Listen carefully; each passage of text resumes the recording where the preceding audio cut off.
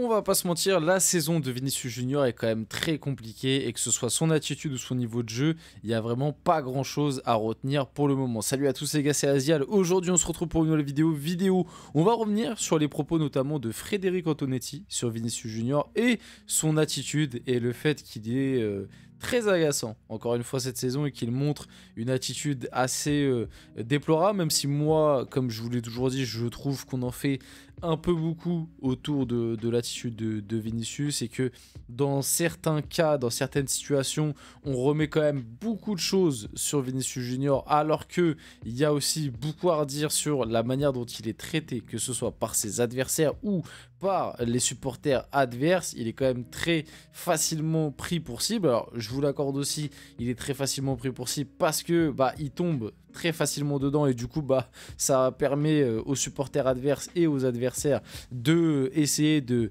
le faire dégoupiller. On va discuter un petit peu de tout ça, discuter de Vini, discuter aussi de l'actu du Real Madrid. Moi, comme je vous l'ai dit, je le répète dans cette vidéo, je trouve quand même que la saison de Vinicius Junior est pour le moment très décevante. Le truc qui est bien, c'est qu'il peut encore me faire mentir. Voilà, on le sait, Vini, dans les grands moments de Ligue des Champions, généralement, il est capable de te sortir des masterclass. Donc, sûrement qu'il me fera mentir. Et je lui souhaite, en vrai, je lui souhaite. Parce que moi, Vini, c'est un joueur que j'aime beaucoup. Je lui souhaite de me faire mentir, même si je ne suis pas supporter du Real Madrid. Et j'ai envie de le voir sortir des grosses prestats comme il a pu le faire l'année dernière en Ligue des Champions. Mais pour le moment, sa saison, globalement, que ce soit en termes extra-sportifs, par rapport à son attitude, les suspensions à répétition qu'il a pris, même le côté un peu contrat, prolongation, pas prolongation, potentiel départ du côté de l'Arabie Saoudite et son niveau sur le terrain qui est vraiment pas dingue. Il y a beaucoup de choses à dire autour du cas Vinicius Junior. Mais avant que la vidéo commence, n'hésitez pas à liker, à commenter, à partager, à vous abonner, ça fait toujours plaisir. Ça aide pour le développement de la chaîne et nous, on va pouvoir aller dès maintenant. Et comme d'habitude, je remercie énormément tous ceux qui like, qui s'abonnent. Vous êtes les boss. Donc, la déclaration de Frédéric Antonetti sur Vinicius: j'aime pas quand les gens font du cinéma. Vinicius devrait effacer ça, il en fait des tonnes et ça m'agace vraiment. Même si je l'entraînais, je serais content. Donc même si je l'entraînais, je serais content. Mais je lui dirais d'effacer ce genre de comportement. Est-ce que vous êtes d'accord avec le consultant Frédéric Antonetti, on le rappelle, qui est un coach, on va dire, emblématique de Ligue 1, même si c'est pas forcément un coach avec les idées de jeu les plus enthousiasmantes, en tout cas par rapport à ce que moi par rapport à ma vision du football, on va dire. Donc bon, sur le côté, même si je l'entraînais, je te rassure Fredo, il n'y a pas de problème, grand respect, j'ai pas envie de j'ai pas envie de me battre avec toi Fredo, il n'y a pas de problème. Je respecte parce que malgré tout, tu es un entraîneur qui a bien barreau en Ligue 1. Il n'y a pas de problème. Je pense que d'ici que tu entraînes Vinicius, il y a le temps. Il y a peut-être moyen... si tu arrives à entraîner Vinicius, moi, il y a peut-être moyen que... après, tu sais, des fois, on dit ça, mais il y a des scénarios assez dingues. Tu sais, me dire que Rudy Garcia a entraîné CR7, tu vois, Al Nasser, c'est un truc que je pouvais pas forcément prévoir il y a quelques temps. Mais bref, je pense pas que Frédéric Antonetti entraînera Vinicius, en tout cas de sitôt. Par rapport à la décla en elle-même, alors bon, il y a des choses intéressantes, il y a des choses un peu moins. Je comprends un peu ce qu'il veut dire et c'est une critique qui commence même à se voir de plus en plus du côté des supporters et des fans du Real Madrid. C'est-à-dire que cette année, Vinicius, il commence vraiment à frôler avec la limite et il y a des gens qui commencent petit à petit à sortir un peu de son train et à arrêter, et même du côté des supporters du Real, il y a des gens qui commencent vraiment à arrêter de le défendre parce que cette année, il y a eu pas mal de matchs, encore une fois, il y a des cartons jaunes pour des réactions qui n'ont pas lieu d'être, il y a des cartons jaunes et des suspensions du coup qui te privent du joueur et te privent du coup d'une arme hyper importante offensive pour des matchs de Liga, et on le voit cette année, la Liga elle est très serrée et tu as perdu l'avance que tu avais et on peut dire que peut-être à des moments, certaines suspensions ou peut-être avec un Vini, tu aurais pu mieux ajuster, tu aurais pu peut-être avoir de meilleurs résultats. Bref, tu vois ce que je veux te dire, on peut refaire une saison, bien évidemment, avec des si on refait le monde, mais les suspensions de Vinicius, bien évidemment, que elles ont un impact sur, même si peut-être que les matchs où il a été suspendu, le Real a gagné, ça a malgré tout un impact sur d'autres trucs, la fatigue, etc. Bref, vous avez compris.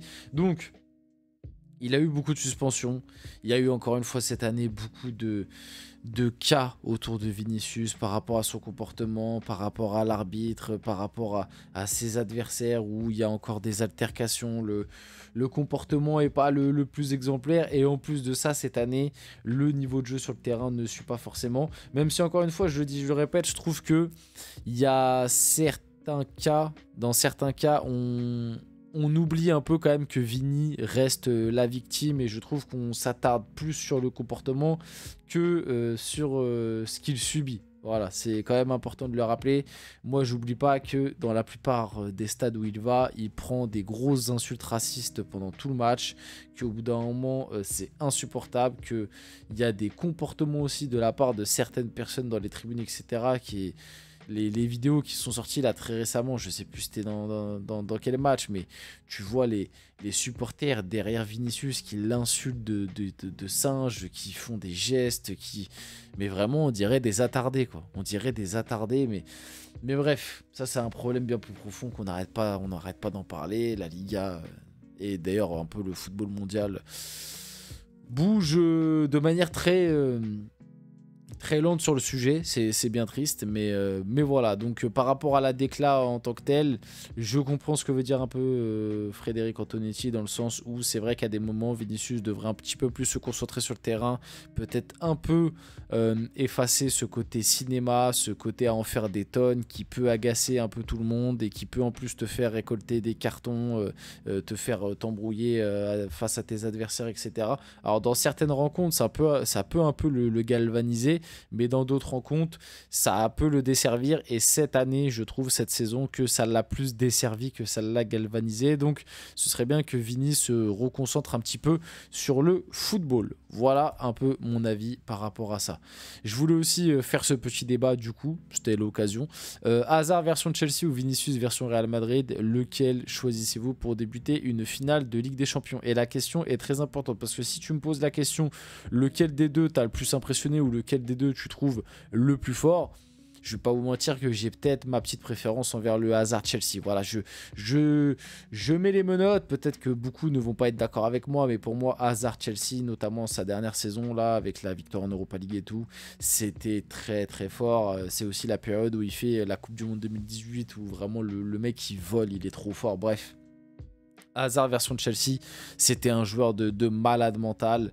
Après, c'est la sensibilité foot aussi qui parle beaucoup, parce qu'il y a un toucher, il y a un rapport avec le ballon, il y a ce côté créateur, dribbleur, mais dribbleur fin, tu vois, pas dribbleur dans l'explosivité comme peut l'être un Vini, même si Vini aussi à des moments te sort des dribbles où c'est pas que de l'explosivité, il y a aussi de la qualité technique. Je remets pas du tout ça en question, mais voilà, Eden Hazard, c'est le style de joueur que on reverra de moins en moins dans les années à venir, parce que c'est les Eden Hazard, c'est des mecs qui dans le football actuel sont de plus en plus compliqués à faire jouer à haut niveau. Maintenant, alors que pourtant le talent est dingue, le niveau du joueur est dingue, mais c'est des joueurs qui couraient pas forcément beaucoup, qui n'avaient pas la meilleure hygiène de vie, bref. Maintenant, sur la question lequel choisissez-vous pour débuter une finale de Ligue des Champions, je prends Vinicius. Voilà. Pour moi, le meilleur des deux, c'est Eden Hazard, mais demain, tu me dis, tu prends lequel pour débuter une finale de Ligue des Champions? Je prends Vinicius pour la simple et bonne raison que Vinicius nous a montré que en Ligue des Champions, et plus particulièrement en finale de Ligue des Champions, Vini, il avait les balls. Voilà, il avait les balls, il était présent, le mode Ligue des Champions, il l'a. Là où un Eden Hazard, pour moi, est un meilleur footballeur, globalement, par rapport à la palette, mais on l'a vu, Eden Hazard en Ligue des Champions, ça reste quand même très décevant par rapport au talent du joueur, tu vois. Eden Hazard, ça reste quand même très décevant, on va pas se mentir. Il n'y a pas beaucoup d'images marquantes d'Eden Hazard dans des gros matchs de Ligue des Champions. Il y en a, mais il n'y en a pas énormément, et il n'y en a pas énormément dans des gros tours, tu vois, dans des demi-finales. Vous avez compris. Donc, par rapport à tout ça, sur la question lequel vous choisissez pour débuter une finale de Ligue des Champions, je prends Vinicius Junior.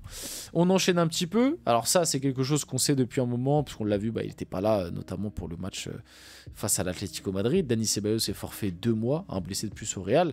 Mais je trouve, je l'ai mis là parce que je voulais vite fait en parler, je trouve que cette absence est absolument catastrophique pour le Real Madrid, parce qu'en plus, on l'a vu, Camavinga n'est pas forcément au meilleur de sa forme cette année. Et surtout, Ceballos était dans une très très bonne dynamique. Alors, l'absence de Ceballos, du coup, va laisser, je pense, beaucoup plus de temps de jeu à Modric. Et Modric nous l'a montré ces derniers temps qu'il avait encore quand même de la qualité pour répondre présent. Peut-être pas 90 minutes, mais 60 minutes, 70 minutes, il est capable de les faire, je pense. Ou alors, on l'a vu pour rentrer en jeu. Mais la perte quand même de Dani Ceballos, je trouve, est assez terrible pour la fin enfin, pour les 2 prochains mois, du coup, en attendant qu'il revienne, du Real Madrid. Et surtout, même pour lui, qui était dans une très bonne dynamique. On finit la vidéo là-dessus. J'espère que cette vidéo vous a plu. Si c'est le cas, n'hésitez pas à liker, commenter, partager, vous abonner. Les gars, c'était Azial. On se retrouve très rapidement pour une prochaine vidéo.